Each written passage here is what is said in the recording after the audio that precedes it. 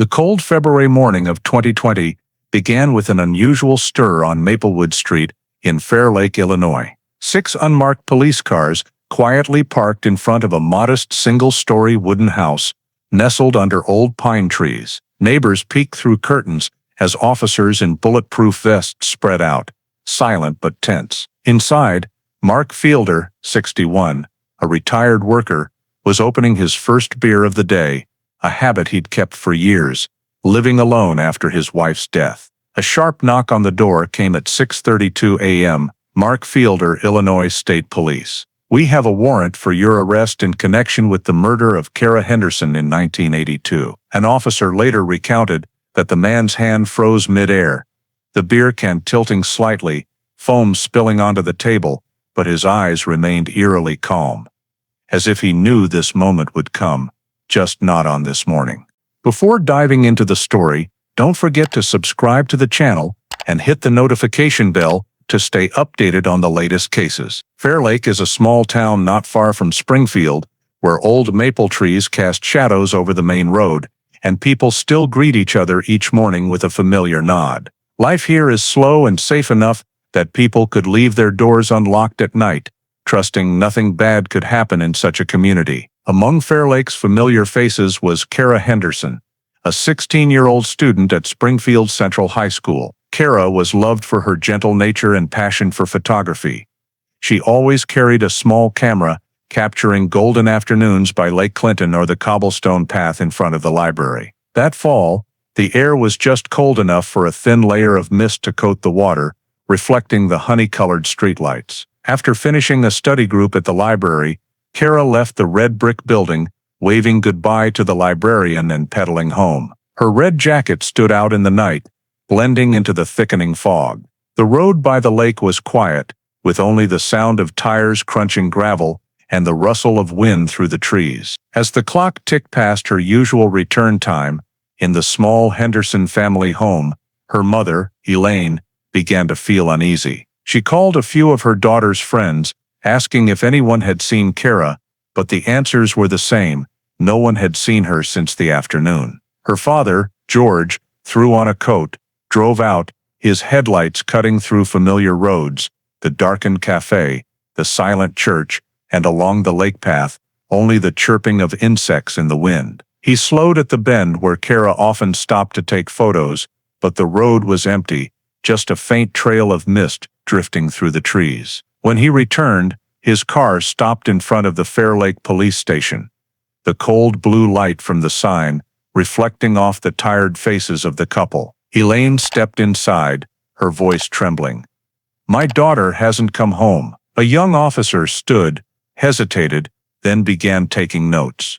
The scratch of his pen harsh in the quiet room. Outside, the fog continued to roll over the lake, swallowing the streetlights. That was the night Fairlake's peace began to crack, and when the desk officer called to wake Police Chief Frank Adler. Frank got the call just before dawn. It was a damp night, fog thick over the lake, streetlights blurred into hazy halos. Adler had worked in Fairlake for over 20 years, used to petty thefts, family disputes, or kids skipping school only to return on their own. But hearing about the mother crying in the waiting room, he sensed something different. He pulled on his coat, grabbed his hat, and drove to the station, where the Hendersons still sat on an old wooden bench. The father clutched his daughter's sweater, eyes red from sleeplessness. "She never goes anywhere without telling us," Elaine whispered. Adler nodded, promising nothing, only saying they'd check the route Kara usually took.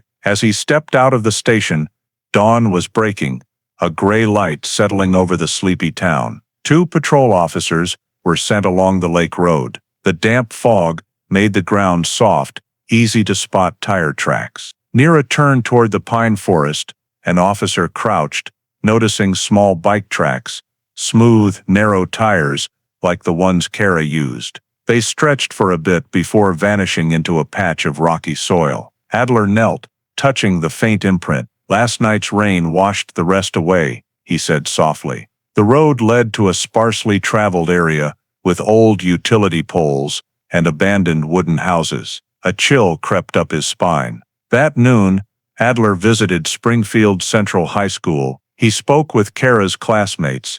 All said she had no reason to disappear. She was always early to study groups, careful, punctual, and had no trouble with anyone. A teacher mentioned Kara had just finished a photo essay on Illinois' changing seasons for a statewide student photography contest. Adler stood by Kara's locker in the school hallway, finding only a few notebooks and an undeveloped roll of film inside. Something about it made him feel a pang of sadness, as if she'd just stepped away, but not by choice. That afternoon, he went to the town library. The librarian, who'd worked there for 20 years, confirmed Kara left around 8:30 p.m. She waved goodbye, smiling, said she was heading home for dinner, she recalled. No one followed her, and no one else was in the library that night. Adler walked the exit path, where pale yellow light spilled onto the asphalt. He pictured Kara biking away, her red jacket a small bright spot in the thick darkness.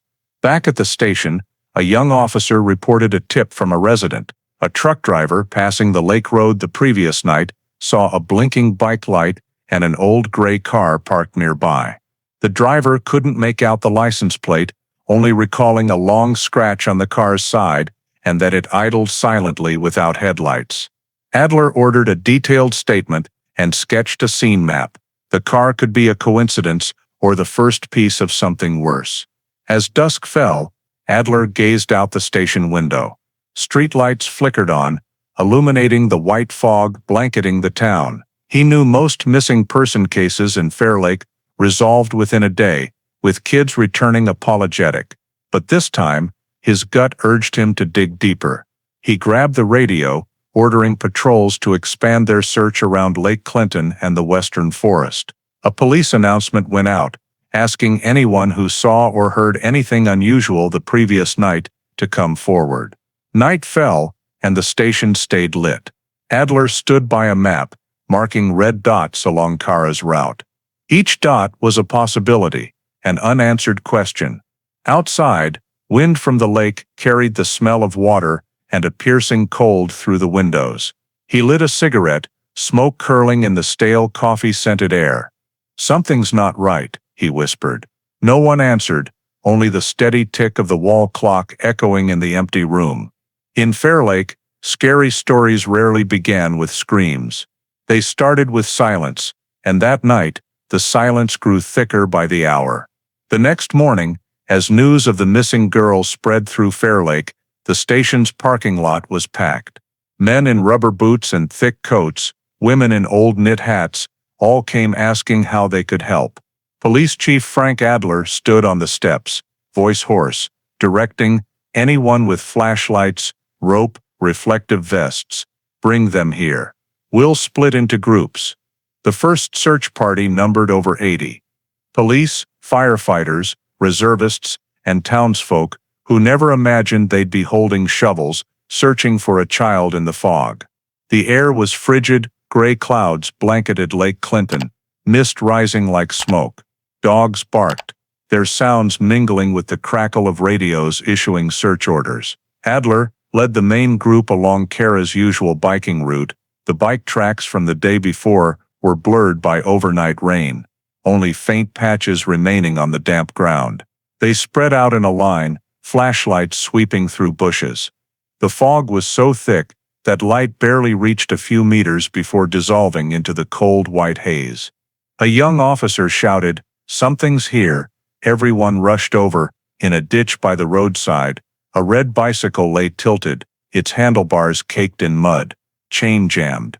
Adler recognized it instantly. He'd seen it in the Hendersons' garage, its bright red paint now dirty and cold.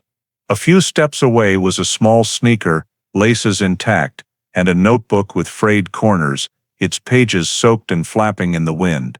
An officer took photos, others cordoned off the area. Adler knelt, touching a long mark in the mud, not deep, but enough to suggest something or someone was dragged. "No signs of a struggle," he said quietly. "But there's a drag mark." His voice was hoarse, lost in the wind. In the distance, a fire truck siren echoed, sounding like a lonely call in the foggy valley. That afternoon, The search expanded to the western forest by the lake. Tracking dogs were released, sniffing deeply, then whining, running in aimless circles. The air was heavy with the smell of damp earth and rotting moss. A female volunteer retched softly as she passed a reedy patch where mud sank and water splashed to her knees. Adler stood at the forest's edge, watching flashlight beams sweep across the steel-cold lake, knowing each passing hour stole more of the girl's chance at survival. He didn't say it aloud, but everyone knew. On the second night, they set up a field camp by the lake. Police car floodlights scanned the black water, reflecting ripples like shadows of someone passing through. A witness from a nearby neighborhood was brought in. An elderly man living alone said he heard a brief scream that night, like a girl startled, then silence. He didn't go outside, thinking it was just kids playing. As he spoke, he looked down, voice trembling. "I'm not sure, maybe I imagined it." Adler nodded, not blaming him. Screams in Fairlake's nights often faded into the wind before anyone cared. By the third day, heavy rain arrived. Water poured from the forest, turning the dirt road to mud, erasing tracks quickly. The search continued. People clutching Kara's photo, showing it to anyone they met. A local radio station broadcast non-stop, 16-year-old girl missing, describing her red jacket and faded bike. Reporters started arriving, but there was no news beyond the silence of the land and sky. On the fourth day, the clouds parted, the fog thinned, but the lake was eerily still. Not a single bird flew over. The water lay flat as a mirror. The searchers were exhausted, many silent, eyes scanning patches of grass. Adler stood on a rise overlooking the lake, his boots soaked. "All the tracks stop at the water's edge," he told an officer nearby. The officer nodded silently. That afternoon, Adler called a temporary halt. He knew continuing at night would only trample what little evidence remained. Driving back, he looked at the town, windows shut tight, curtains drawn, chimney smoke faint in the fog. Fairlake was a place where everyone knew, everyone's business, but now, no one left their homes after dark. By the lake, fog rose again, swallowing trees and the retreating police cars. That evening, in the station's small room, Adler spread out a map. Red pen marks formed a closed loop around Lake Clinton. Kara's route, the bike's location, the drag mark's end. He rubbed his forehead, trying to piece together the facts, but found only silence. Outside, wind rustled the trees, carrying the smell of water and cold mud. He turned off the light, leaving a faint yellow glow on the wall, and in that moment, he knew the search had entered a phase no one wanted to face. As the lake grew still again, fear crept into every home. On the seventh morning after Kara vanished, fog still cloaked Lake Clinton like a cold shroud. At the western forest's edge, where the dirt road met the highway, road worker Ray Ellis was clearing plastic bags and broken branches left from the night's wind. He worked alone, a small radio on his belt, playing country music, mixed with distant crow calls. Bending to pick up a snagged plastic bag in wet grass, he saw something glinting beneath, a piece of bright fabric under black mud. At first, he thought it was a trash bag, but when he tugged, it felt unnaturally heavy, its surface icy. He parted the grass and recoiled. Under the faint mist, a small, pale, rigid hand emerged. Ray stood frozen, heart pounding, then grabbed his radio to call for help. When police arrived, the forest's edge was sealed with yellow tape, patrol cars lining the dirt road. Forensic technicians knelt, taking notes and photos, their breaths mingling with the thick smell of mud and decay. The body lay face down, jacket pulled up to the shoulders, hair matted with wet earth, a deep purple bruise around the neck. A young officer started to turn away, but Frank Adler placed a hand on his shoulder, saying softly, "Stay, don't touch anything." He stepped closer, each step heavy, as if confessing a sin. Before him, the girl the town had prayed for lay silent amid crushed grass. Adler removed his hat, his hand trembling slightly, his eyes fixed on Kara's hand, small, white, caked in dirt. His throat tightened. No words could fill that void. Wind from the lake brought a cold, fishy smell, rustling the tarps. A technician noted, "Female victim, minor, Estimated time of death over 72 hours. Adler said nothing, staring at the trees by the water's edge. A small bird landed, then flew off. Forensics began securing the scene. Under the mud around the body, they found clear boot prints. Large, deep, men's athletic shoes, size around 9. A navy blue fabric thread with brown hairs clung to a low branch nearby. A technician bagged it, labeling it Evidence 4B. Beside the body was a 2-meter drag mark, as if something heavy was pulled from the forest to the lake's edge. Adler knelt, studying the mud, eyes narrowing. "Someone tried to get her to the water," he said softly. As the body was gently lifted onto a stretcher, a white sheet covering the face, leaving only pale purple fingers exposed, the team stood silent for a moment. Ray Ellis, the discoverer, stood far off, hat in hand, eyes down. He couldn't forget the feeling as the grass parted, revealing that hand, cold, as if someone beneath was quietly pleading. The news spread faster than the fog. Before the sun rose high, every home in town knew. Housewives left dishes undone. Old men in the cafe stopped discussing weather. Only whispers remained. They found the girl. When the meaning sank in, no one spoke further. At the scene, technicians continued collecting evidence. They sampled soil, photographed boot prints, measured the distance from the drag mark to the water. An officer found a small metal piece nearby, a broken belt buckle, also sealed. Adler jotted notes, each line shaky. He knew this was no longer a missing person case. This was murder, and he had to find who turned the girl into this body. As afternoon fell, gray clouds covered the sky. When the ambulance took the body away, the tape fluttered in the wind. Adler stood alone by the lake, staring at its steel-gray surface. Something squeezed his chest, not just grief, but the realization that his first-day instinct was true. He recalled Elaine Henderson's face that first night, eyes full of hope, and now he didn't know how to face her. A technician approached, handing him the bagged thread and a boot print copy. "I'll send everything to Springfield's lab tonight," he said. Adler nodded, voice low. "Note it, men's boot print, blue fabric, drag mark, toward the water." He glanced back at the forest, wet leaves glinting under lights. "He wanted to hide her in the water," he said, almost to himself. But Lake Clinton doesn't keep secrets forever. As night fell, fog rose from the lake, covering the mud, footprints, and freshly disturbed spaces. In the dark, Fairlake seemed to hold its breath. Someone turned on a radio, the broadcaster's voice choking mid-report. "A body found near Lake Clinton this morning was identified as Kara Henderson, the 16-year-old missing for over a week." Somewhere in town, a church bell rang once, then fell silent. Frank Adler drove back to the station, clutching his hat. He spoke to no one the whole way. Passing the "Welcome to Fairlake" sign, his headlights caught its faded silver letters. One thought echoed in his mind: justice would have to start here. The next morning, reporters swarmed. Cameras, microphones, relentless questions. In the Hendersons' small home, curtains stayed drawn, not a sound. Fairlake, once peaceful and smug in its safety, woke to grim news. From that day, it was never the same. The Springfield Memorial Morgue was cold and stark under harsh fluorescent lights. Outside, fog still draped the city, a thick gray veil, as if everything held its breath. Inside, Dr. Harlan McCoy, head of forensics, wore a white lab coat and rubber gloves pulled to his elbows, standing before the metal table where Kara Henderson's body lay still. He'd done this work for over 30 years, but always paused silently before each autopsy. A way to honor the departed. He glanced at the tag on the body's toe, scrawled police handwriting. "Henderson, Kara, 16 years old." He shook his head, sighing.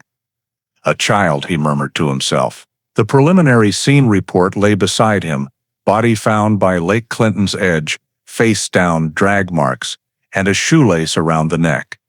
Estimated time of death, 3 to 5 days. McCoy lifted the white sheet, carefully examining every detail. Kara's fingers were curled, bits of dirt under her nails. He signaled a technician to collect and seal samples. Around her neck, a dark bruise ran horizontally, deep enough to tear the skin. McCoy leaned in, measuring the marks, then wrote, circular, even ligature mark, consistent with a shoelace. He frowned. The killer used a lace, not hands. He moved to her chest and arms. No stab wounds, no deep bruises, only light scratches on her wrists, possibly from struggling. At the lower body, he paused longer. Clear signs, torn tissue, bruising, indicating sexual assault before death. He signaled for a technician to collect fluid samples, placed in a glass vial. Note, sample 1. A bodily fluid, suspected semen, McCoy said, voice low. As the sample was sealed, he wiped his hands, eyes briefly weary. Every time it's like this, he said softly. I hope I'm wrong. By noon, the lab smelled of chemicals. McCoy tested blood samples. Under the microscope, he paused, writing, semen, blood type O+. No notable disease markers. A small clue, but the only one usable now. DNA, something he'd read about in a British science journal, was still a vague concept in 1982. America, tested only in limited studies. He knew current technology couldn't identify the sample's donor, but instinct told him this evidence could be key someday. Cleaning his tools, McCoy noticed a small item, a blue fabric thread on the victim's collar. He lifted it with tweezers, examining it under light. Thick, dark, loosely woven, like denim. Men's jeans, he said, handing it to a technician. Label it 3B, seal separately. He rechecked the neck area. Dried mud in her hair, and nape held distinctive red sand grains.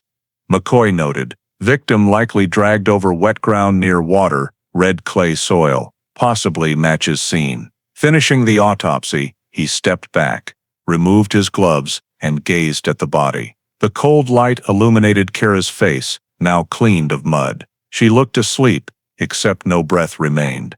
McCoy whispered, voice low like a prayer. Little girl, we won't let them forget you. He signed the report, cause of death. Strangulation leading to asphyxiation. Death ruled a homicide.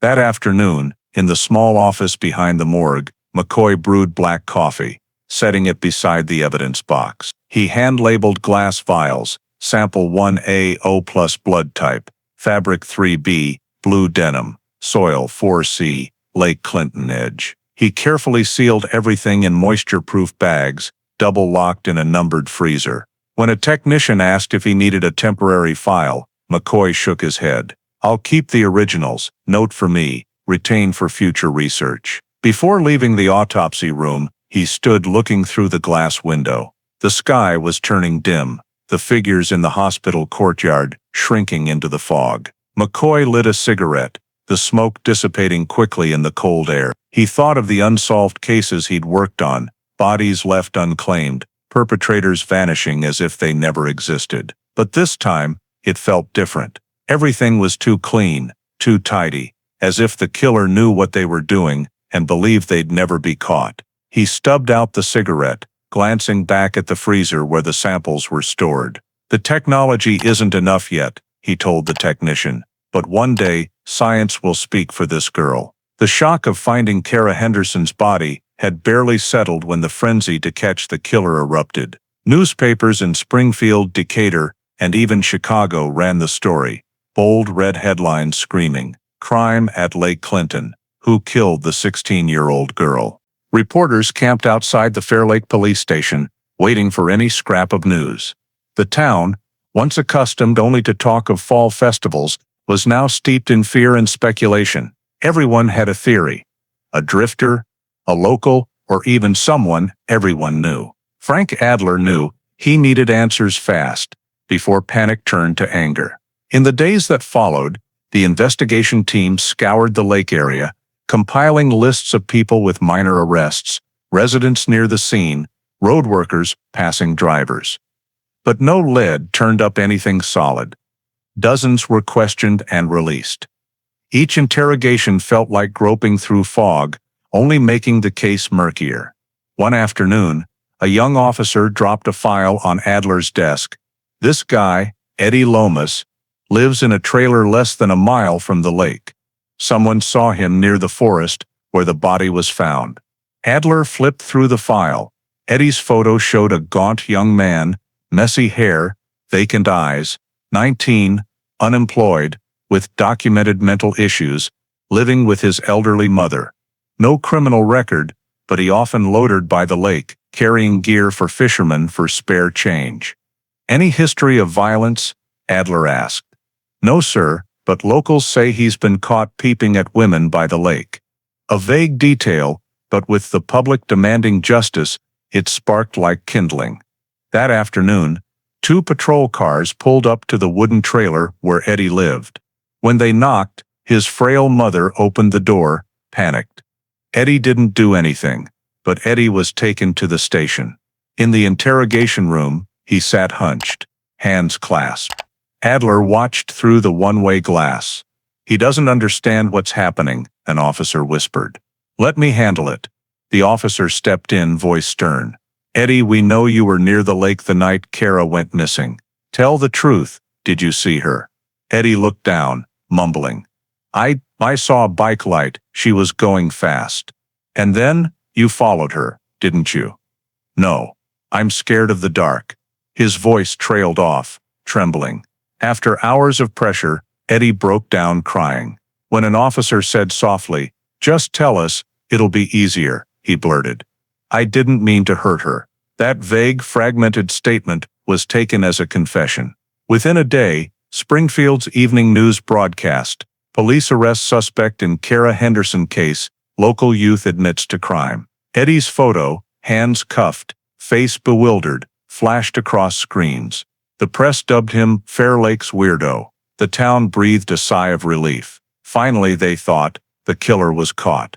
But Adler wasn't convinced. He reviewed the file, every note. No matching fingerprints, no hair samples, no fabric from Eddie's clothes, matching the evidence. The semen sample was O+, but Eddie was A-. Most crucially, no witnesses placed him at the scene. Everything pointed against this theory. Adler took the report to the Sangamon County prosecutor. We can't convict a murder on a few broken words from a mentally impaired kid, he said. The prosecutor looked at him, weary. The public's angry, frank. They need an answer. If it's not him, then who? The news spread fast. The Hendersons received dozens of calls, half congratulatory, half curious. Elaine, Kara's mother, heard they caught the killer, but stayed silent. Neither relieved nor convinced. She said, I don't think a kid like that could do it. Meanwhile, at the Springfield morgue, Dr. Harlan McCoy was reading the paper. He tossed the Chicago Tribune onto the table, gruff. They got it wrong. A colleague asked, what do you mean? McCoy pointed to the headline, Fairlake weirdo confesses to murder. That kid's not the killer, he said firmly. The marks on Kara's neck show a strong, controlled attacker. The way the cord was tied, the body dragged. It was calculated. That kid, he can't even string a full sentence together. He doesn't have the mind or strength for this. He glanced at the freezer holding the samples, his voice softening. Science isn't there yet to prove it, but I know what I saw. Despite McCoy's objections and Adler's doubts, the prosecutor held a press conference. Under TV lights, he declared, the Kara Henderson case is solved. We have a confession and matching evidence. The evidence he cited was just Eddie's vague statement. Eddie was moved to a holding cell awaiting trial. 3 days later, his court-appointed lawyer filed a motion arguing coercion. No one listened. That night, Adler drove to Lake Clinton. He stopped where the red bicycle was found. The wind was icy, the water black as ink. He sat in his car, radio low, the broadcaster still talking about new progress in the Fairlake case. He turned it off. In the rearview mirror, his eyes were tired, full of doubt. Something wasn't right, he thought. Weeks later, the final forensic results reinforced that feeling. No DNA, the technology didn't exist.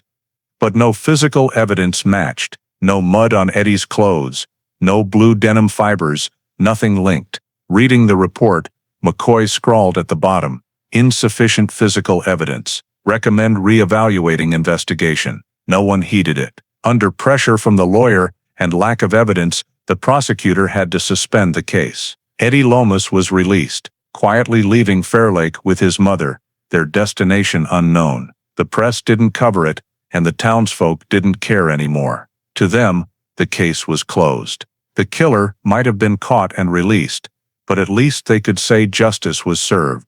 Frank Adler submitted an early retirement request. Clearing his desk, he looked at Kara's photo on the wall, clipped from the case file. In her bright eyes, he saw unanswered questions. He tucked the file in a drawer, locked it, and whispered, "I'm sorry." At Springfield Memorial, Dr. McCoy opened the freezer, eyeing dozens of numbered glass vials. He pulled out one labeled Fairlake 82H, Sample 1A. He wiped the frost from the glass, then carefully placed it back. "One day," he said, voice soft as a breath, "we'll know who did this." And so, the Kara Henderson case was officially shelved, as investigation suspended, insufficient evidence. On Lake Clinton, fog rolled in again, thick and heavy as the night she vanished. But this time, it carried something heavier than grief: oblivion. After a final meeting with his superiors, Frank Adler turned in his badge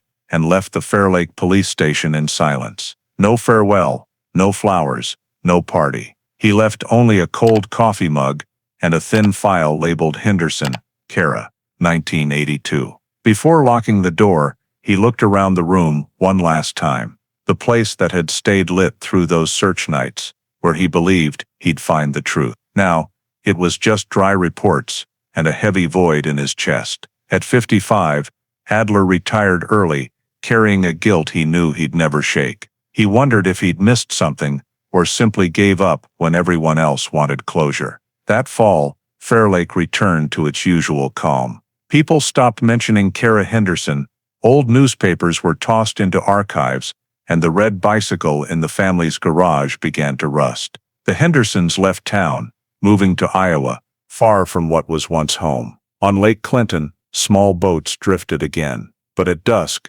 no one lingered long. Though unspoken, they knew something unrested lay beneath that still water. In Springfield, forensic pathologist Dr. Harlan McCoy continued his work for a few more years. He never forgot the Fairlake case, though it was stamped unsolved. One late year afternoon, he personally visited the Illinois State Police Forensic Division's archive, carrying a metal box of samples. Inside were 3 glass vials, fluid, blue denim fiber, and lake soil. He handed them to the archive clerk, a young college graduate, instructing carefully, "Store in cold storage, under homicide, unresolved, 1982. She nodded, logging it. Before leaving, McCoy took a fountain pen, adding a final note to the official file, preserved for future technology. He knew he was writing something others might find pointless.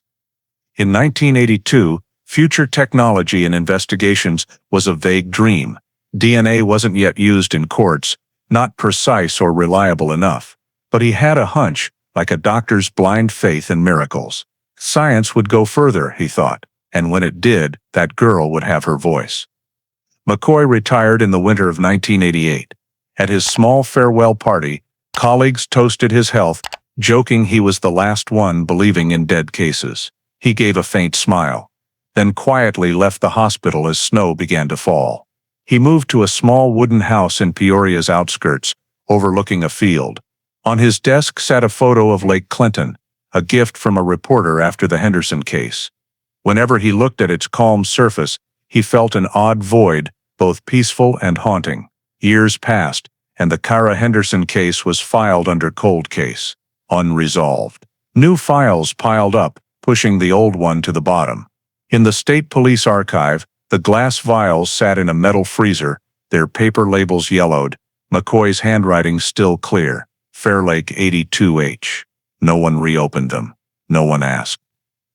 Fairlake moved into the new decade quietly. A new generation grew up, unaware of the girl in the red jacket who vanished by the lake. The high school built new classrooms, and Kara's old biking route was paved, lit by streetlights all night. Sometimes, people retold her story as a cautionary tale. Don't go by Lake Clinton alone at night, but it became folklore, losing its original truth. Frank Adler, now living in Springfield suburbs, walked his dog along a trail each morning. No longer a cop, no badge, just an old man weighed by memories. Some nights, he woke sweating, seeing again the bike light flickering in fog, the wind howling by the lake, and small hands caked in mud. Those images haunted him like an accusation. In the fall of 1992, 10 years after the case, Adler visited Fairlake again. Lake Clinton was still there, calm, cold, and silent as ever. He stood by the water's edge, tossing a stone, ripples spread, then vanished. If only he didn't finish the thought. Time marched on, the town changed, people changed, but some things stayed buried in the dark, waiting for an unwitting hand to stir them. In the Illinois Archives freezer, the glass files sat, frosted over, waiting for the day technology could revive the truth. Each time fog rose over Lake Clinton, it reflected the faint yellow streetlights, as if holding a memory that wouldn't fade.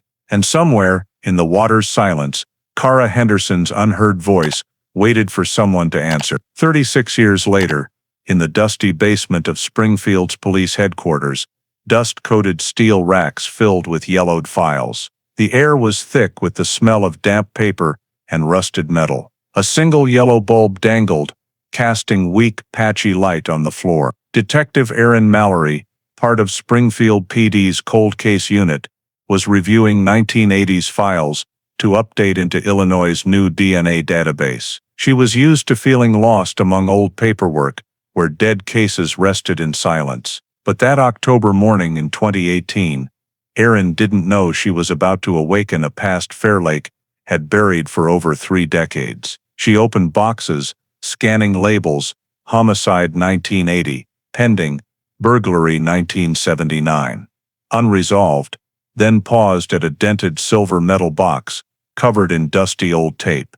On its yellowed label, handwritten in black ink, was Fairlake Case 82H. Aaron froze. She vaguely recalled a missing girl case, the red-jacketed girl by Lake Clinton, cited in training as a classic failed investigation. "Good Lord," she whispered, brushing off dust.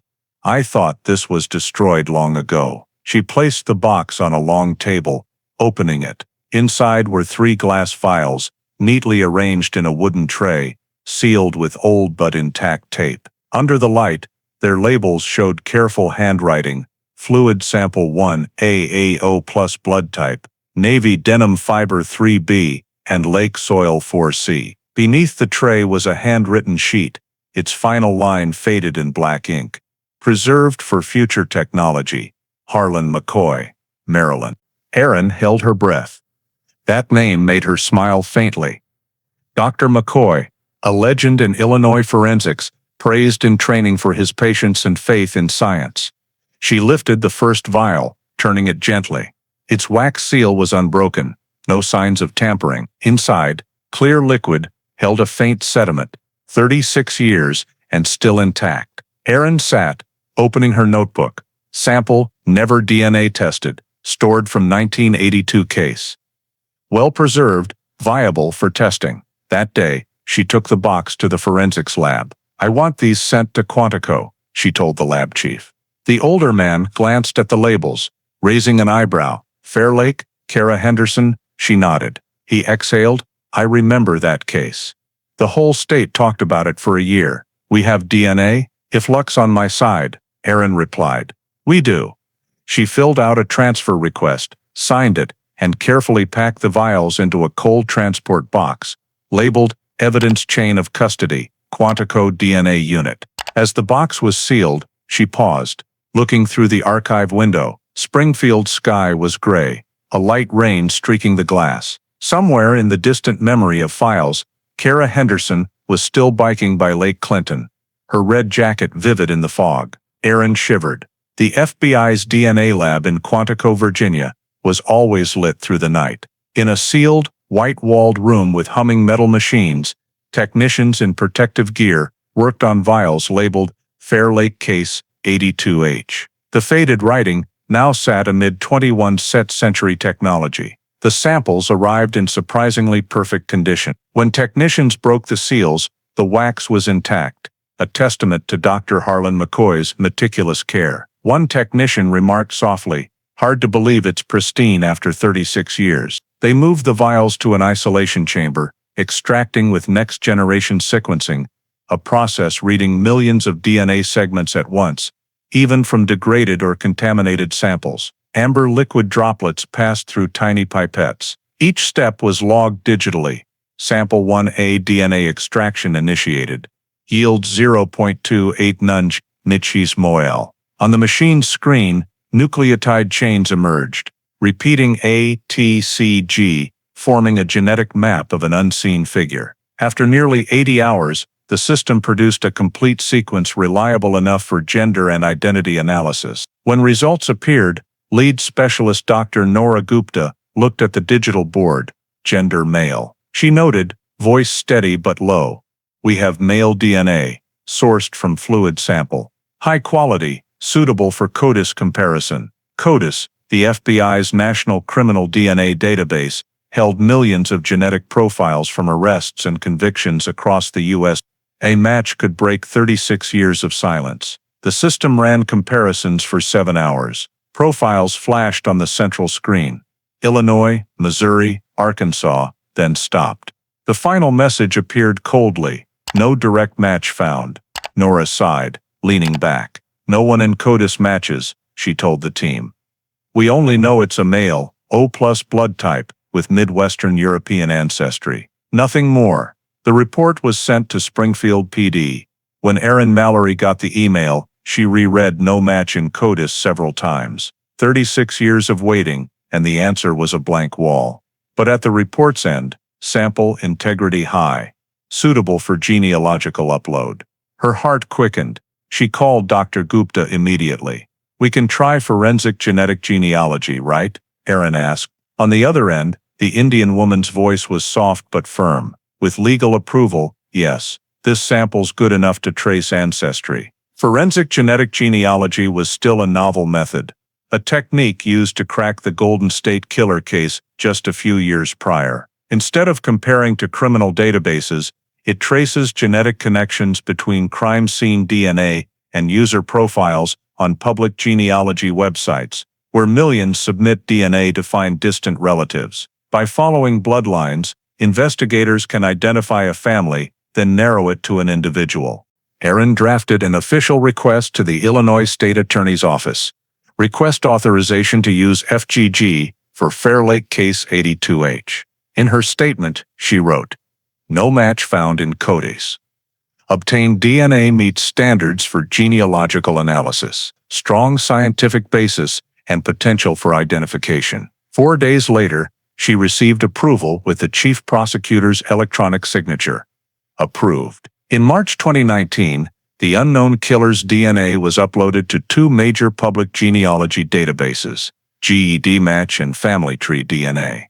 The system ran silently, genetic threads wove into a map, unfamiliar names appearing, people in Kansas, Missouri, Ohio, unaware they were distantly related to a murderer. Erin sat before her screen, watching the results update. A series of DNA matches showed percentages 2.1%, 1.6%, 0.9%, small numbers, but enough to sketch the first branches of a family tree. By the 5th morning, the system returned a significant result, partial match, Fielder family, Missouri. The message on the screen made Erin Mallory pause for a few seconds.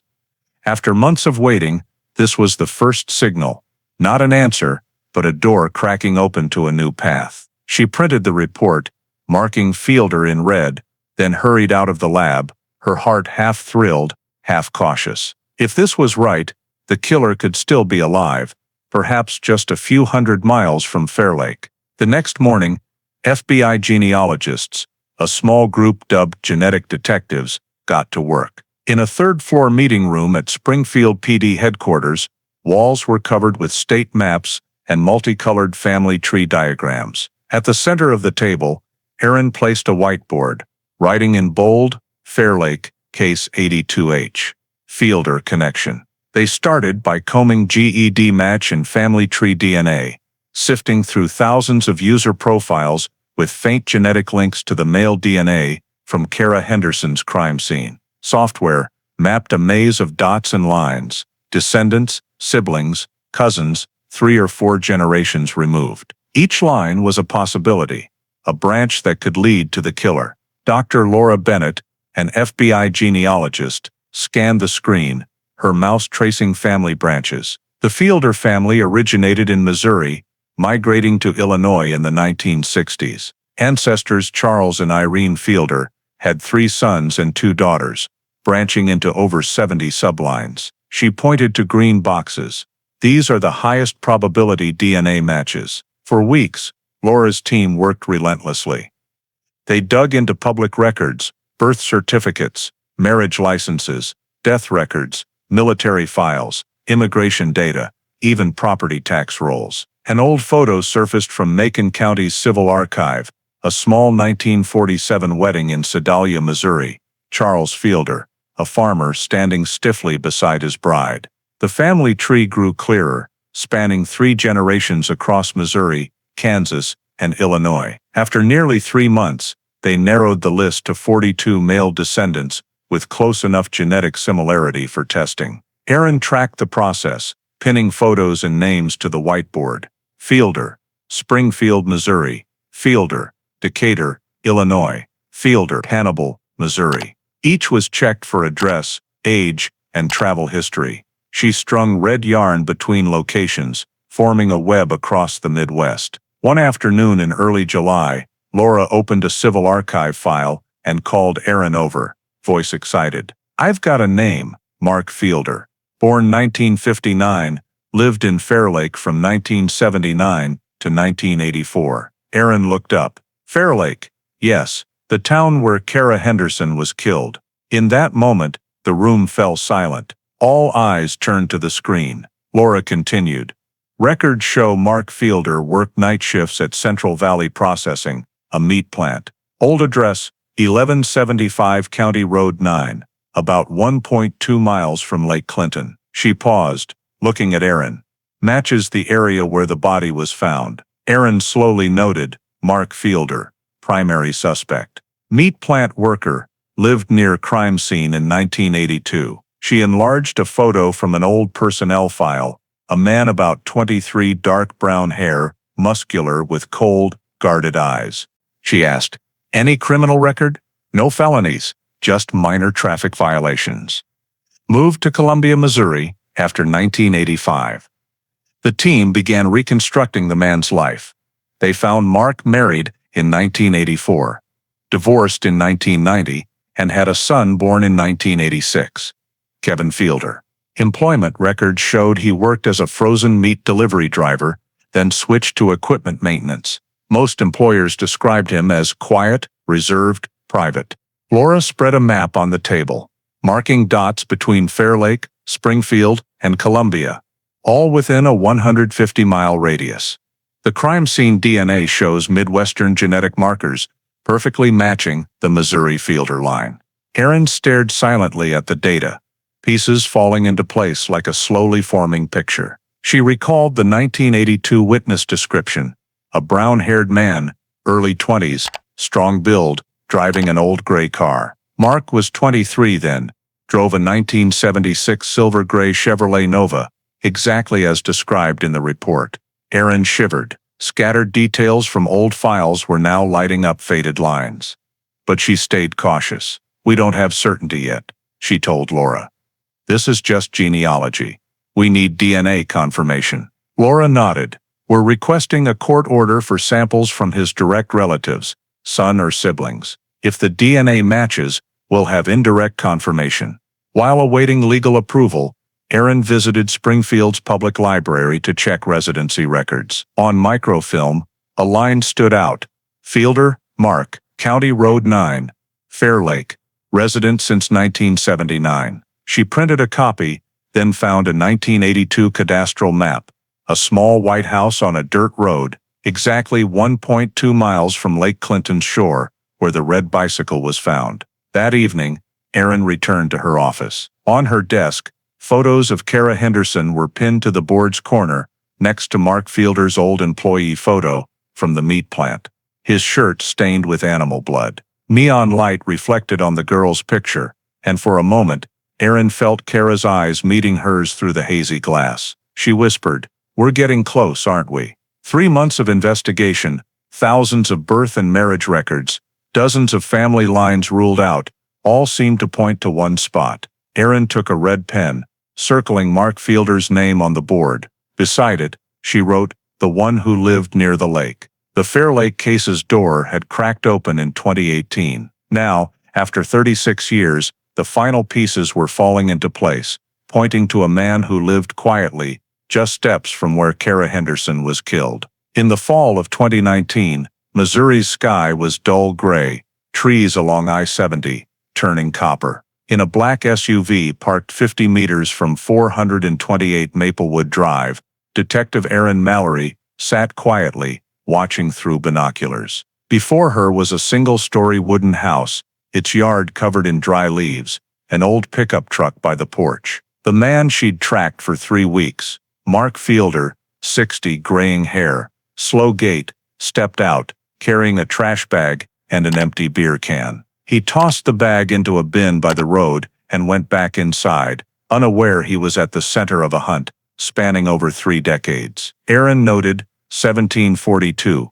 Subject disposed household trash. Beer cans visible. Gloves worn. Beside her, a Columbia Police liaison officer nodded, saying softly, "Trash collection warrants active since this morning. We just need him to finish." Aaron gripped her pen tightly. After months of genealogical tracing, every lid pointed to Mark Fielder, who lived near Lake Clinton in 1982. But in her work, instinct and statistics weren't enough. She needed something undeniable. DNA. Night fell, and as the garbage truck left the neighborhood, the surveillance team followed. They stopped at a dump a few miles away, where Fielder's nylon bags were separated per protocol. Aaron, wearing rubber gloves, checked each bag. Under flashlight, she saw Budweiser cans, a broken plastic cup, wooden toothpicks. She nodded to the forensic technician. "Collect everything, label 2019 FLD1 to 2019 FLD5. Prioritize items likely to carry epithelial cells." The technician bagged the evidence in a cold box, double-sealed, and signed. Aaron signed the chain of custody form, her hand slightly trembling. 36 years, and it all restarted with a trash bag. The samples were sent to Missouri's forensic lab that night. The next morning, technicians began DNA extraction. The first beer can yielded promising results. Dried saliva on the rim was sufficient. The next generation sequencing system started, copying and reading genetic sequences. When the final nucleotide chain appeared, the lead technician smiled.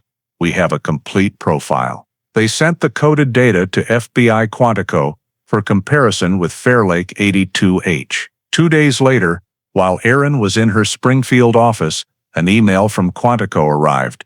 Subject line in bold, "Fielder sample. Confirmed match." She opened it, eyes scanning the middle. DNA comparison between 1982 evidence and subject Fielder. Mark. Result: 100% match across 21 autosomal loci. Match probability: 1 in 2.1 trillion. She read it 3 times, then sank back in her chair. In the room's silence, broken only by the ticking clock, her heart pounded. 36 years, 1 beer can. And now, the Kara Henderson case had an answer. Aaron printed the report, carefully filing it. She took a small notebook from her drawer, writing slowly. 36 years, just 1 beer can. Below, she drew a short line, like a boundary between past and present. That evening, an emergency meeting was held at FBI's Springfield headquarters. On a large screen were Mark Fielder's young photo and the 1982 crime scene map. The lead investigator read aloud, "DNA match probability, 1 in 2.1 trillion. No possibility of error." The room was silent. An older officer sighed. He lived free for nearly 4 decades, right among us. Aaron sat at the table's end, watching Kara Henderson's photos projected. Her 16-year-old face, bright eyes, red jacket. The screen's light reflected in Aaron's eyes, but beneath was an unnameable sadness. She thought of Dr. McCoy, who meticulously sealed the 1982 samples and wrote "preserved for future technology." Without him, The evidence would be lost to time's dust. Aaron vowed to visit his grave in Peoria to tell him science had spoken. The next morning, Aaron and the Missouri PD team presented the file to the state prosecutor. An arrest warrant was signed for murder in the first degree, with elements of rape and intent to kill. Execution was set for early Monday. The weekend passed tensely. The surveillance team watched Fielder 24/7, fearing he'd flee. He lived quietly, working morning shifts at a machine shop, drinking alone at night. Aaron observed through binoculars, noting details, but felt an odd sensation, not victory but emptiness, at nearing a dark conclusion. Early on February 12, 2020, thin snow dusted the roofs of Maplewood Drive, Columbia, Missouri. Dawn's first rays pierced gray clouds as FBI and state police vehicles stopped before the small wooden house. Detective Aaron Mallory stood by the command vehicle, black gloves, bulletproof vest hidden under a thick coat. In her hand was the Illinois court's arrest warrant for Mark Fielder, first-degree murder and sexual assault. The team leader signaled, "Positions, front door, 6:32 a.m. 3 loud knocks, then a firm voice. "FBI. Open the door." No response came. The door was forced open, wood splintering. Mark Fielder stood in the kitchen, in an old t-shirt and faded jeans, a beer can on the table. His eyes were empty, unsurprised, unafraid, only weary, as if he knew this day would come. Aaron stepped in, voice calm. "Mark Fielder, you're under arrest per an Illinois court warrant for the 1982 murder of Kara Henderson. You have the right to remain silent." He nodded slightly, raising his hands for cuffs. "Silence saved me once," he said, voice raspy. "Not anymore." As Fielder was let out, neighbors peered from doorways. An elderly woman whispered shakily, "I saw him at Sunday church. Who'd have thought?" Aaron didn't reply, watching the gray-haired man, his muddy boots dragging on the snow. For 40 years, he'd lived normally. Worked, shopped, greeted neighbors, hiding a secret from a night by Lake Clinton. The forensic team searched the house post-arrest. The small, tidy, cold home had walls with old photos and a St. Mary's church calendar. In the closet, they found dark blue Levi's jeans, torn cuffs, faded fabric. The label was so old it was nearly illegible. Aaron sealed it in an evidence bag. A technician pointed to the bottom drawer. "Look at this." Inside was a Buck 112 folding knife, rusted but sharp, handle engraved with MF. Aaron tilted the blade under light, seeing hardened reddish-brown stains. "Send to the lab for old blood analysis," she ordered. In the attic, they found a dusty cardboard box. Opening it stirred clouds of dust. Inside was an old photo album, black and white shots of Fairlake's church in 1981. Aaron flipped through teens in choir robes, parish picnics, group photos by Lake Clinton. In one corner, she saw Kara Henderson, red jacket, radiant smile. And in the background, a young brown-haired man, face half hidden, staring at the girl. Aaron paused long. "God," she whispered. She knew this wasn't just a memory. It was the gaze of a predator choosing prey. That evening, the photos were sent to Springfield PD, sealed in evidence envelopes. Aaron sat alone in her office, studying the enlarged image of the man in the blurry frame, then closed the file. No doubts remained. They had enough. An interrogation warrant was signed that night. The next morning, in Springfield PD's basement, the cold interrogation room echoed with a chair scraping cement. Across from Detective Aaron Mallory, Mark Fielder sat silent, hands cuffed, gray hair disheveled, eyes sunken from sleeplessness. A coffee cup before him was cold. Aaron opened the file, her voice calm but sharp. "Mr. Fielder, you know why you're here. We have a complete DNA match to evidence from Kara Henderson's body in 1982. Mark looked up, meeting her eyes, his gaze not quite fearful but holding something hard to name. "I don't know. You're talking about something from nearly 40 years ago. Did you ever meet Kara Henderson?" "No. I don't remember who she was." Aaron slid Kara's photo across the table. In it, the girl smiled brightly, red jacket, curly hair. "This girl, killed just over a mile from your house." Mark froze, his eyes glancing briefly, then turning away. "I told you, I didn't kill anyone." She didn't respond, only started the recorder. A dry click sounded. She pulled out an evidence bag with the dark blue Levi's jeans. "We found these in your closet." Lab compared the fibers, a perfect match to denim on the victim's collar. Not a coincidence. Mark pursed his lips, fingers tightening slightly. "Just old jeans. I've kept them my whole life. Nothing special." Erin tilted her head, eyes cold. "Old jeans, and your DNA on her. And this?" She placed another evidence bag on the table, a pair of 1981 Nike Tailwind shoes, cracked rubber soles, red soil dust in the treads. "These were in your shed, size 9. The lab matched them to 1982 crime scene prints. Result: perfect alignment. Wear pattern, tread design, rubber type, produced only 1 year. She paused, staring at him. "Still want to call it a coincidence?" Mark was silent for a long moment, fingers tapping lightly on the table. Then he sighed. "I did have those shoes, back when I worked at the meat plant. But who remembers where I was 40 years ago? You lived in Fairlake, right?" "Yes, but I left long ago. November 19th, 1982.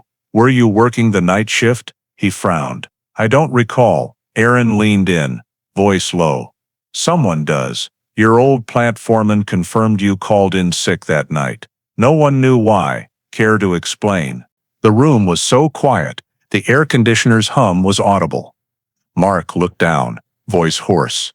"I was there, but I didn't mean to kill her." Erin paused her pen, staring long. "Tell me." He closed his eyes, hands trembling slightly. "I was late, drinking, driving around the lake. I saw her biking, red jacket. Fog was thick, my headlights hit her. She turned, looked at me. I don't know why I stopped. I just wanted to talk, but she got scared, screamed. I tried to pull her back, and it happened too fast." His voice broke, choking. "I just wanted her to be quiet. I didn't mean to hurt her. Then I choked her. I didn't know what I'd done until she was still." Erin didn't blink. "You dragged her to the lake's edge." He nodded faintly. "I was scared. I thought, if I put her in the water, maybe she'd drift away. No one would find her. I was foolish." "You carried a knife?" "No, I didn't stab her. I never stabbed anyone." "But you used a shoelace to strangle her, didn't you?" Mark nodded slowly. "I don't remember clearly, but I think so. My shoelace, white. I just wanted her quiet." Erin sat still for a moment. In that pause, she heard her pen tapping the table, steady as a heartbeat. "You know all evidence points to you. DNA, fibers, shoe prints. Anything else to say before we end this recording?" Mark looked directly at her, his cloudy eyes glinting with fear and resignation. "Do you have a daughter?" Erin frowned slightly. "What's that got to do with it?" He sighed, voice near a whisper. "If you do, teach her not to trust anyone on a lonely road, especially men like me." His words silenced the room. Erin turned off the recorder. Interrogation concluded at 11:48 a.m. She stood, gathered the file, feeling a chill down her spine. Not from fear, but from the horror of a confession 40 years late. She stepped into the hall, where cold white light hit concrete walls. In the cell at the end, Mark Fielder sat against the wall, hands cuffed, eyes distant. He said nothing more. Silence, which he once thought would save him, now enveloped him, heavy and lonely. As the verdict awaiting. The Illinois State Forensic Center, a gray concrete building in Springfield's suburbs, stayed lit that night. In a third-floor analysis room, technicians worked around a long table covered with papers, crime scene photos, and sealed evidence labeled Fairlake Case 82H. Everything had come full circle after nearly 40 years. And now, remnants from 1982 were being re-examined with unprecedented precision. On the main screen, a technician displayed the final analysis. Text appeared in cold green: DNA match confirmed. Probability, 1 in 2.1 trillion. Below was a summary: genetic profile obtained from biological sample, recovered from victim matches genetic profile derived from suspect Fielder. Mark Chief Forensic Pathologist Dr. Calvin Rowe nodded, his voice hoarse after long hours. DNA is an absolute match. No chance of error. Beside him, another technician opened a shoe print comparison. The screen showed two images side by side, a 1982 mud print from Lake Clinton and the sole of a 1981 Nike Tailwind from Mark Fielder's home. Both were magnified, treads and wear patterns aligning near perfectly. The report noted, pattern, wear alignment and outsole morphology, full congruence. Model discontinued post-1982, Calvin said softly. Those shoes were a timestamp. He wore them to the scene and kept them for 40 years. Another table analyzed denim fibers. An electron microscope revealed weave patterns, thread thickness, indigo dye ratios. The denim from Fielder's Levi's 501 jeans matched the fiber on the victim's collar. The materials lab report stated, fiber consistency, 99.8%, same dye batch, typical of early 1980s. Levi's 501 line manufactured in Tennessee. Erin Mallory was in the room from early morning. She didn't say much, just quietly watched the technicians compile each piece. Every result came together like a puzzle piece, fitting perfectly. DNA, flawless. Shoe prints, matched. Fibers, same origin. And Mark Fielder's statement in the interrogation transcript, I was there, but I didn't mean to kill her, aligned completely with the case's timeline. A technician displayed a timeline reconstruction, 7:30 p.m. Kara left the library, biking home, approximately 8:10 p.m. A witness heard a scream near the lake. 8:15, 8:30 p.m. Estimated time of death, per original forensic findings. 8:05 p.m., Mark Fielder called in sick for his night shift at the meat plant. 8:25 p.m., Nike shoe prints found at the water's edge. Every detail interlocked, like the final gears meshing to set the clock of justice ticking again. Calvin Rowe wrote on the board, all evidence converges. Then he signed the final page of the compiled report. In the next office, Erin sat drafting a summary for the state prosecutor's office. She carefully listed each point. 1. DNA results. Genetic sample from the crime scene fully matches suspect Mark Fielder's DNA. 2. Shoe prints. Mud prints match the 1981 Nike Tailwind size 9 soles collected from the suspect's home. 3. Denim fiber sample. Fibers on the victim's body match the structure, dye, and manufacturing source of Levi's jeans seized during the home search. 4. Suspect's statement. Fielder admitted being at the scene, describing events consistent with the timeline and physical evidence. 5. Summary. All independent evidence converges on one conclusion.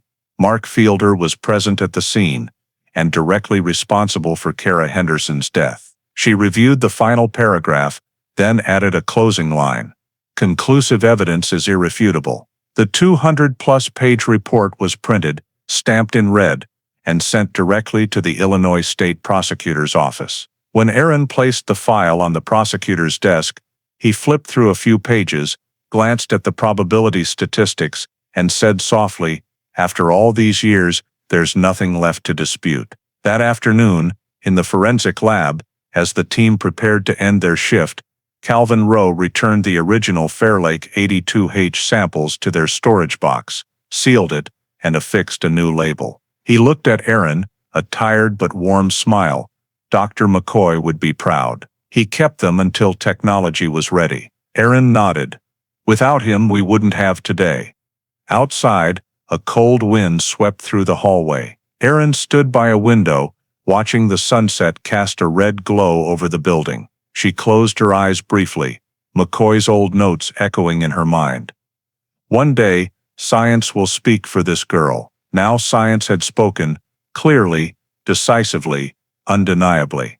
The numbers, fibers, and dried blood had together told the story Kara Henderson could never tell. In May 2021, nearly 40 years after Kara Henderson's murder, the Fairlake 82H case officially moved to prosecution. In the Illinois State Prosecutor's office, the 6th floor stayed lit all night. Stacks of documents, crime scene photos, DNA reports, and evidence sat in red folders. At the top of each, bold text, State of Illinois v. Mark Fielder. Prosecutor Robert Gaines, with over 20 years handling murder cases, sat at his desk, glasses on, flipping through the file. He paused at the DNA probability, match probability, 1 in 2.1 trillion. He nodded, voice low. This is golden evidence. No jury will deny this. Beside him, Assistant Prosecutor Sarah Mendez arranged sealed evidence. The Nike Tailwind shoes, Levi's jeans, Buck 112 folding knife, and Fairlake church album. All were stored in a humidity-controlled cabinet, ready for trial. But on the other side, Mark Fielder's defense team prepared a counterattack. Lead attorney Harold Crane, a silver-haired former prosecutor, stated at a press conference, "We strongly contest the use of public genealogy data to identify the suspect. This violates privacy rights and the Fourth Amendment." The media jumped. Fairlake case sparks controversy when genetics becomes evidence. Crane argued that sourcing DNA via GED match was without participant consent and opens a dangerous door to mass genetic surveillance. He filed a motion to suppress the FGG evidence, claiming if Fielder was identified solely through a distant relative's DNA, it's a procedural flaw. The prosecution fired back. In a strategy meeting, Gaines was clear, "We're not convicting with genealogy, but with direct DNA matches." FGG was just the path to the suspect. His DNA, shoes, fibers, and confession are the case's foundation. Sarah Mendez nodded. Everything was legally obtained, with court warrants and chain of custody protocols, no gaps. To bolster the process's legality, Gaines decided to call Detective Aaron Mallory, who led the investigation and coordinated with the FBI, as an expert witness. Aaron would explain the DNA tracing process, from discovering the 2018 sample box to the 2019 match results. The first prep meeting took place in a small ground-floor room at the prosecutor's office. Aaron sat across from Gaines and Mendez, a thick stack of documents before her. Gaines asked, "Can you briefly explain how you found the samples?" "I found a metal box in the archive, labeled Fairlake 82H, containing 3 sealed glass vials. They were sent to FBI Quantico, analyzed with next-generation sequencing. Did you tamper with the samples?" "No. I documented and ensured an unbroken chain of custody." "And the genealogy part?" Aaron answered firmly, "Tracing was done via GD match and family tree DNA, platforms with terms allowing data use for serious crime investigations. I didn't access personal information, only received FBI-provided genealogical statistics. We then obtained a court order to confirm the suspect's DNA." Gaines smiled. "Clear, legal." He leaned back, saying slowly, "You'll need to stay calm when the defense grills you. They'll ask if you fully trust this method." Aaron replied, "I trust the evidence. Science doesn't lie. Sometimes people just don't listen." Days later, the court held a pre-trial hearing to rule on the genetic evidence's legality. The courtroom was packed with reporters. Mark Fielder appeared in an orange jumpsuit, gray hair, eyes dull but calm. When the judge asked if he understood his rights, he only nodded. Attorney Crane stood, voice resounding. "Your Honor, the state's use of public database DNA violates privacy rights. My client was identified not by his actions, but by a distant relative's data, without their consent." The prosecution countered swiftly. Gaines stood, voice firm.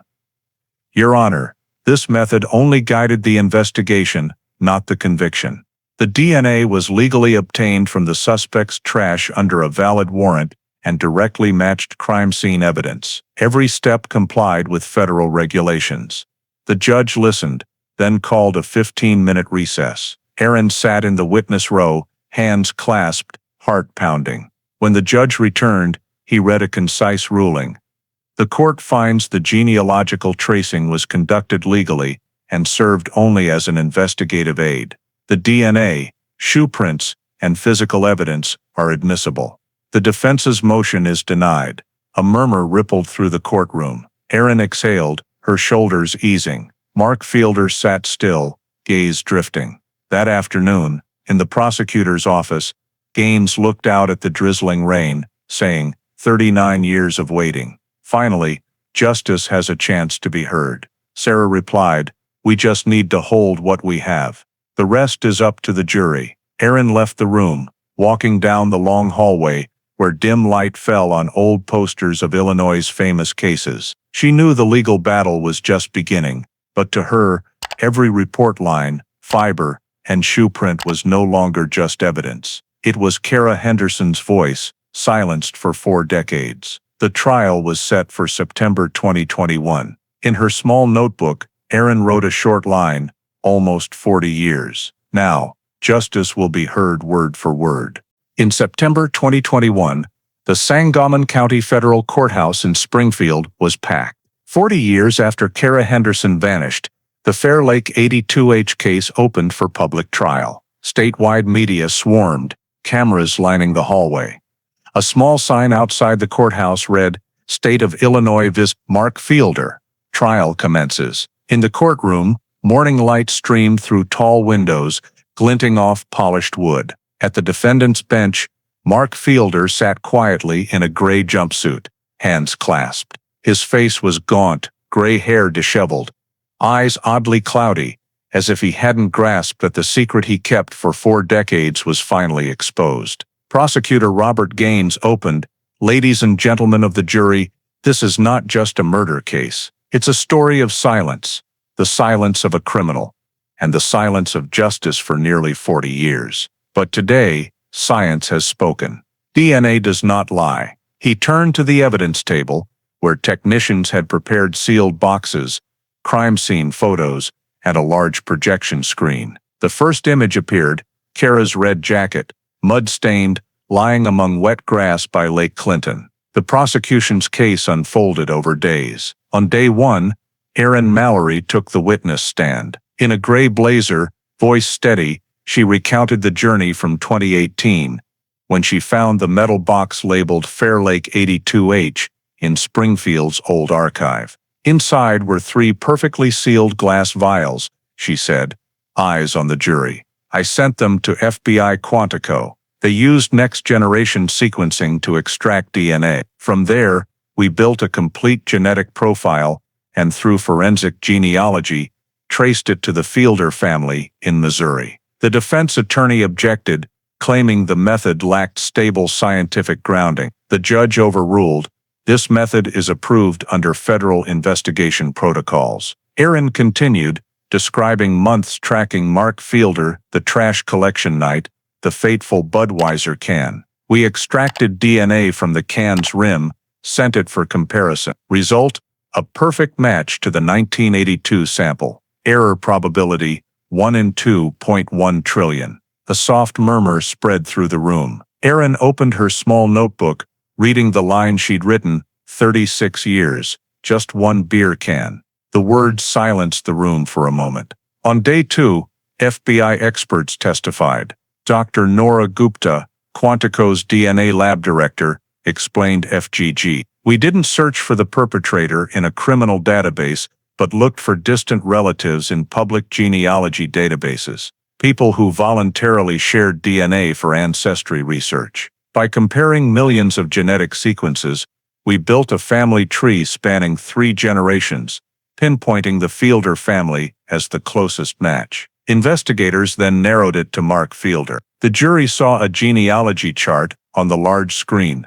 Dozens of branching lines, red circles converging on one point. Mark Fielder, born 1959, Fairlake, Illinois. Prosecutor Robert Gaines stood, addressing the room clearly. This wasn't luck. This was patience, science, and truth preserved in glass vials for 36 years. On day 3, forensic experts presented physical evidence. Before the jury, the 1981 Nike Tailwind shoes sat under a protective cover. On the screen, magnified images compared the crime scene sole prints to Fielder's shoes. Treads and wear patterns matched perfectly. Next, denim fibers appeared under an electron microscope, their weave and dye matching the 1982 Levi's 501 sample. Finally, a timeline appeared, reconstructing the night Kara vanished. Kara left the library at 7:30 p.m. Fielder called in sick at 8:05 p.m. A scream was heard around 8:10 p.m. Shoe prints found at 8:25 p.m. Everything aligned perfectly. The prosecution closed with a firm voice. There's no room for doubt. His DNA was on her body, his fibers on her collar, his shoe prints in the mud, and his own words. I was there. Ladies and gentlemen, science does not lie. Defense attorney Harold Crane countered, arguing his client was psychologically pressured and confessed out of exhaustion. He claimed the case relied too heavily on new techniques, with possible statistical errors, but when asked for counter-evidence, he fell silent. The trial spanned nearly 3 weeks. On the final day, as Robert Gaines gave his closing statement, his voice was no longer stern but slow, heavy. Kara Henderson was 16, loved photography, and believed the world was safe. But one man took that away. We can't bring her back, but we can restore her name's honor. Evidence isn't speculation, it's truth, and truth, no matter how delayed, has reached this courtroom. The judge instructed the jury to deliberate. The waiting room sank into prolonged silence. Erin sat in the back row, hands clenched. She didn't pray for a harsh verdict, only for what Kara was denied, justice. 2 hours later, the jury returned. The foreperson stood, holding a trembling paper, reading, "We, the Illinois jury, find the defendant Mark Fielder guilty of murder in the first degree, with elements of sexual assault and intent to kill." The room held its breath. Erin glanced at Mark. He bowed his head, hands trembling slightly. No tears, just a sigh, almost relieved. As the judge read the sentence, "Life without parole," he said softly. "Silence saved me once, not anymore." In the back, Elaine Henderson, now frail and aged, covered her face, sobbing. Erin turned, took her hand, and whispered, "Her justice has come." That afternoon, Springfield's sun glowed golden. Media coverage flooded. Cold case Fairlake solved, after 39 years, killer sentenced to life. In the prosecutor's office, Robert Gaines looked at the thick file, saying to Erin, "You did what a generation of investigators couldn't." Erin shook her head. "Not me. It was them. Those who believed truth could survive time." On the desk, Kara Henderson's photo sat amid the closed file. She still smiled, as if knowing her story was finally heard. And this time, no one could silence it. 2 months after the verdict, the Illinois Justice Department's final report was published. The Fairlake case is the longest cold case successfully resolved in Illinois history. The investigation spanned 39 years, with DNA evidence preserved from 1982, and the perpetrator identified in 2019. Local media covered it extensively. From the Chicago Tribune to Springfield's small stations, they hailed the forensic science triumph, a forgotten case closed thanks to a few old glass vials. Headlines appeared everywhere.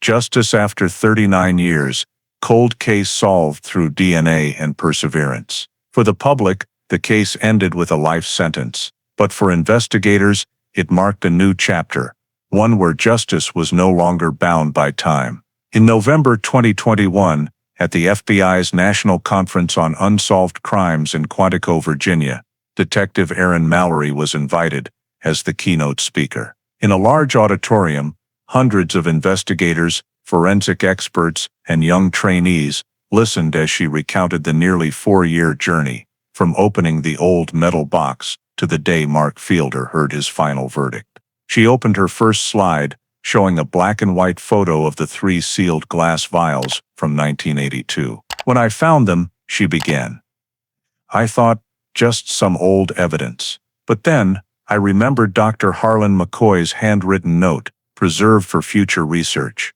That care gave us the chance to speak for someone silenced for nearly 40 years. Erin detailed the preservation of ancient samples, what she called the quiet evidence. The samples were stored in glass vials, sealed with beeswax, placed in a metal box. No one expected that to preserve DNA through time, while thousands of contemporary cases lost samples to mold or mishandling. Some investigators took careful notes. Others nodded, Understanding her words were not just technical, but a professional philosophy: never discard what isn't fully understood. She moved to the next slide, titled Forensic Genetic Genealogy: From Unknown DNA to Known Identity. Erin explained the collaboration between Springfield PD, FBI Quantico, and genealogists. FGG isn't magic, it's patience and science combined. Without genealogy databases, there'd be no field or name, but without traditional DNA evidence, we couldn't convict. Each tool is a link. Alone, it's meaningless. Together, it's justice. Below, a young officer asked, "Ma'am, what made you believe this case was worth reopening when it lay dormant for nearly 40 years?" Erin smiled.